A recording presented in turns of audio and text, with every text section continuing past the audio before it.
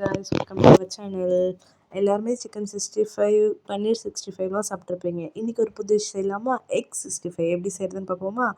5 முட்டை எடுத்து உடச்சி ஊற்றிக்கிட்டு அதில் சில்லி பவுடர், பெப்பர், சால்ட் போட்டு நல்லா பீட் பண்ணிக்கோங்க. பீட்டர் இல்லைன்னா விஸ்கு வச்சு நல்லா பீட் பண்ணிக்கோங்க.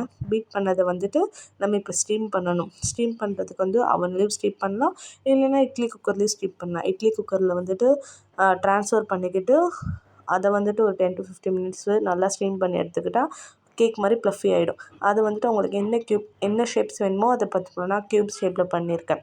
இப்போ மேரினேட்க்கு என்னென்னா as usual chicken 65 masala, curd, rice floor, chicken 65 masala, lemon இதெல்லாம் ஆட் பண்ணி நல்லா வந்துட்டு ஒரு கன்சிஸ்டன்சிக்கு கொண்டு வந்துடணும் மேரினேட் பண்ணுறதுக்கு.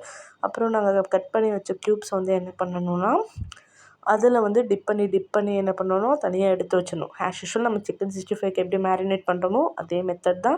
இதை மேரினேட் பண்ணிவிட்டு ஒரு 10 to 15 மினிட்ஸ் ட்ரான்ஸ்ஃபர் பண்ணி வச்சிடணும். அதுக்கப்புறம் ஒரு கடாயில் எண்ணெய் ஊற்றிட்டு ஒரு க்யூப்ஸாக எடுத்து போட்டிங்கன்னா நல்ல சூப்பரான சிக்கன் 65 மாதிரியே இருக்கும். இது எக் 65 ப்ளஃபியாக நல்லா சாஃப்டியாக ரொம்ப சூப்பராக இருக்குது.